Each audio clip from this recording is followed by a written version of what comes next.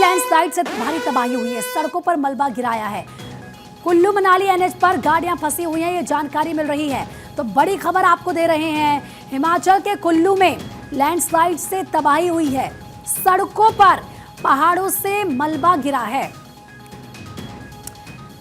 कुल्लू से ज्यादा बातचीत के लिए हमारे सहयोगी डॉक्टर थानेश्वर हमारे साथ जुड़ चुके हैं। डॉक्टर थानेश्वर, जरा बताएं क्या अपडेट है वहां से, क्योंकि सड़कों पर मलबा आ गया, जिस तरीके से लैंडस्लाइड हुई है, कितना काम वहां पर शुरू हो चुका है, कितना हो चुका है, लोगों को लेकर क्या अपडेट है?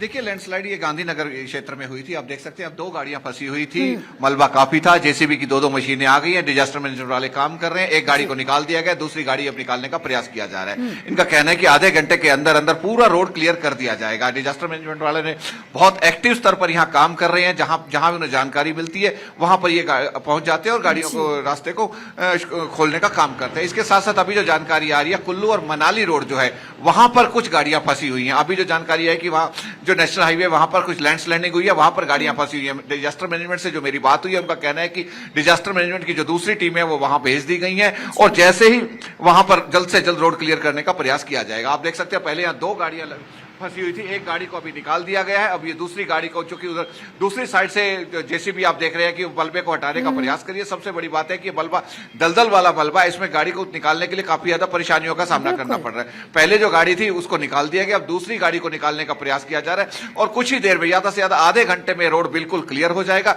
इसके बाद मनाली हाईवे जो है वहां पर जाके देखा जाएगा कि वहां पर कितनी गाड़ियां फंसी हुई हैं।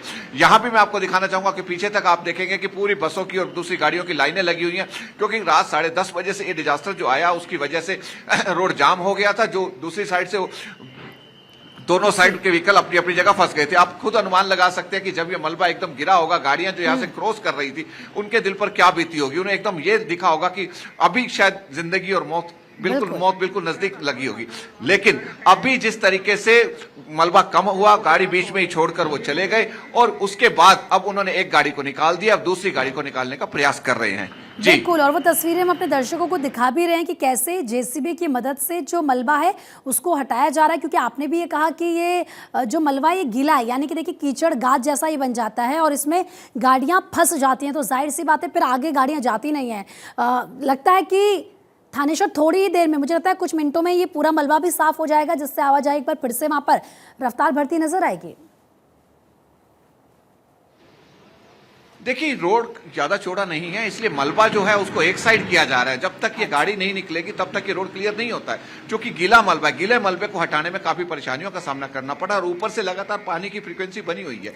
धीरे धीरे पानी ऊपर से लगातार आ रहा है। बारिश जैसा भी मौसम बना हुआ है क्या थानेश्वर? एक नाला साइड में नहीं, यहाँ बारिश का मौसम नहीं है, चटक धूप निकली हुई है, मौसम एकदम साफ है। मौसम विभाग ने घोषणा की है कि अगले 2 दिन तक मौसम बिल्कुल साफ रहने की संभावना है। लेकिन पहाड़ों में जो पानी जमा हो चुका है, जो बारिश हुई है, उसका पानी लगातार नीचे आ रहा है और अभी भी डिजास्टर वालों को यह दिक्कत है कि कहीं जो अभी ये मलबा आया है, इसके ऊपर चूंकि ये कच्ची मिट्टी का पहाड़ है, मलबा है, तो कच्ची मिट्टी का मलबा कहीं और ना आ जाए, इसलिए डिजास्टर वाले सभी को यह कह रहे हैं कि इस जगह से दूर रहा जाए। लेकिन ये मुख्य मार्ग है, आप देख सकते हैं कि लोग साइड से रास्ता बनाकर अपने गंतव्य की तरफ जा रहे हैं। ये गांधीनगर वो एरिया जहां से लोग अपने गंतव्य की तरफ जाते हैं। मेन रास्ता होने के कारण यहां पर लोगों को अत्यधिक परेशानियों का सामना करना पड़ रहा है। आप देख सकते हैं, पैदल वाले लोगों को भी लंबी लाइनें लगी हैं, वो साइड से होकर निकल रहे हैं और ताकि एक्सिस बैंक जो है उसके साइड से निकल रहे हैं, ताकि वो अपने मंजिल की तरफ आगे जा सके। किसी को काम पर जाना है, किसी को किसी और काम, स्कूल जाना है, अलग अलग तरीके से लोग अपने गंतव्य की तरफ जा रहे हैं। लेकिन डिजास्टर मैनेजमेंट वालों का कहना है कि 15 से 20 मिनट में यह रास्ता खोल दिया जाएगा, फिर सब लोग आराम से जा सकते हैं। लेकिन साथ ही साथ प्रशासन द्वारा यह भी घोषणा की गई है कि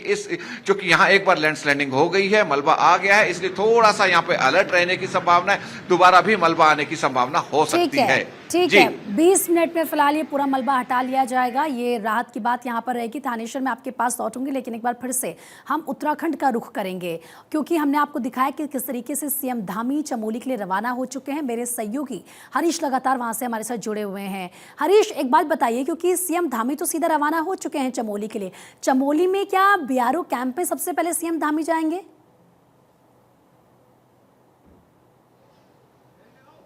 प्रीति, देखिए मुख्यमंत्री पुष्कर सिंह धामी जोशीमठ पहुंच चुके हैं और कुछ ही देर में वो जो आर्मी अस्पताल है वहां जाएंगे, जो घायल है उनका हालचाल जानेंगे, उनसे मिलेंगे, क्योंकि अभी अभी मुख्यमंत्री पुष्कर सिंह धामी जोशीमठ पहुंचे हैं और अब इसके बाद शॉर्ट स्टे के बाद वो आर्मी अस्पताल जाएंगे और वहां पर जो घायल है उनसे मिलेंगे। बाकी जो रेस्क्यू ऑपरेशन है, 8 लोगों को बचाया जाना है, उनके रेस्क्यू ऑपरेशन की अपडेट लेंगे। संभवतः माणा पास के पास भी मुख्यमंत्री पुष्कर सिंह धामी जा सकते हैं। जी तो सभी जो मजदूर हैं उनसे मुलाकात करेंगे, लेकिन पहले बड़ा अपडेट क्योंकि आपने बताया, एक बार फिर से हम अपने दर्शकों को ये बता देते हैं, जैसे कि हरीश जानकारी दे रहे थे कि सीएम धामी जोशीमठ पहुंच चुके हैं। जोशीमठ में जो सभी मजदूर हैं उनको वहां पर अस्पताल में ट्रीट किया जा रहा है, उनसे मुख्यमंत्री मिलेंगे, उनका हालचाल वो जानेंगे। और देखिए बाकी के जो 8 मजदूर फंसे हुए हैं, हरीश, जो बाकी के 8 मजदूर फंसे हुए हैं उसको लेकर भी सीएम धामी यहाँ पर अधिकारियों से बातचीत करते नजर आएंगे।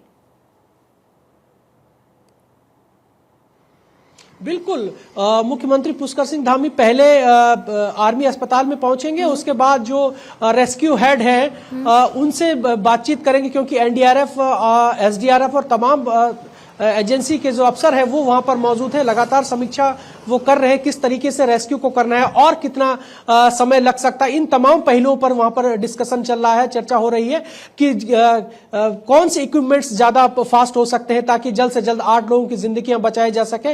इन पूरे मामले पर सीएम धामी अपडेट ले रहे हैं और अब संभवतः ये माना जा रहा है कि 1 घंटे के भीतर 8 लोगों को सुरक्षित बचाया जा सकता है। जी बिल्कुल, और उसके बाद जाहिर सी बात है वो सुरक्षा कर्मी जो वहाँ पर डटे हुए हैं, सुरक्षा बल के जवान लगातार जिस ऑपरेशन को चला रहे हैं, ऑपरेशन जिंदगी, और देखिए कैसे तेज़ी के साथ वो कल से वहाँ पर काम कर रहे हैं। ये कहा जा रहा है कि सेना के 170 जवान वहाँ पर मौजूद हैं। रेस्क्यू ऑपरेशन में सेना, आईटीबीपी, बीआरओ, एसडीआरएफ और एनडीआरएफ के जवान वहाँ पर लगे हुए हैं। हालांकि फिलहाल जैसे कि हरीश ने बताया कि मौसम इस वक्त तो चुनौती नहीं बना हुआ है, क्योंकि वहाँ पर मौसम साफ है, धूप आ चुकी है और इसीलिए ये माना जा रहा है कि करीब 1 घंटे में ये जो ऑपरेशन ज़िंदगी है ये पूरा हो जाएगा। हालांकि पहले हमने देखा कि एयर एम्बुलेंस की व्यवस्था की तो गई थी, लेकिन हो नहीं पा रही थी। उसके पीछे की वजह था कि किस तरीके से वहाँ पर जो सिचुएशन बनी हुई थी मौसम की वजह से। हालांकि सेना का MI-17 हेलीकॉप्टर स्टैंड बाई पर है और ये जो पूरी घटना हुई है ये बद्रीनाथ से 3 किलोमीटर दूर चमोली के माणा गाँव में हुई है। 47 मजदूरों का रेस्क्यू हो चुका है, 8 मजदूरों की तलाश जारी है। जो कंटेनर हाउस है, जो स्पेशल कंटेनर वहाँ पर बनाए हुए हैं बीआरओ की तरफ से, उनमें ये जो मजदूर हैं ये रेस्ट कर रहे थे और तभी देखा कि सुबह सवेरे एवलांच जिस तरीके से आता है, कुछ मजदूर इधर उधर भागकर अपनी जान बचाने की कोशिश करते हैं और फिर वहाँ पर पहुँच जाते हैं सुरक्षा बल। तो ये पूरी जानकारी क्योंकि हम आपको बता रहे हैं कि कल सुबह 7 बजे के आसपास एवलांच आता है, जो बर्फ़ का हिस्सा होता है वो टूट जाता है, बर्फीला तूफान आता है और जो मज़दूर वहाँ पर काम कर रहे थे 55 मज़दूर वो फंस जाते हैं। जो मज़दूर बाहर आए उनकी तरफ से कहा गया, उनकी तरफ से बताया गया कि आवाज़ आ रही थी, उनको लगा कि ये जैसे तेज़ हवा चल रही हो, लेकिन उन्होंने जैसे हिम्मत जुटाकर कंटेनर का दरवाज़ा खोला, उन्होंने बाहर झांका तो देखा कि ये तो एवलांच है, ये तो बर्फीला तूफान है। और उसके बाद सब इधर उधर भागे, जिसको जहां लगा कि उनकी जान बच सकती है वहां वो चले गए। हालांकि वहां पर आप देखिए कंटेनर्स हैं, 4 से 5 ऐसे कंटेनर्स हैं जिनमें ये मजदूर रहते हैं और फिर इनमें क्योंकि स्पेशल फीचर्स होते हैं इन कंटेनर्स में, वहां पर -15 डिग्री टेम्परेचर के हिसाब से पूरी जो व्यवस्था है वो की होती है। वहां पर वो मजदूर आराम से रहते हैं और उनको कोई दिक्कत ना हो इस बात का खास ख्याल रखा जाता है। अब जैसे ये एवलांच आया उसके बाद वहाँ पर सुरक्षा बल के जवान गए, एनडीआरएफ, एसडीआरएफ के जवान डटे और फिर इन मजदूरों का रेस्क्यू ऑपरेशन शुरू हुआ। लेकिन सबसे बड़ी राहत की बात यह है कि 47 मजदूरों को रेस्क्यू कर लिया गया है। आज सुबह जानकारी आई कि 14 मजदूरों को रेस्क्यू किया गया और अब 8 ऐसे मजदूर हैं जिनका रेस्क्यू किया जा रहा है। हरीश और थानेश्वर, आप दोनों का बहुत बहुत शुक्रिया तमाम जानकारी देने के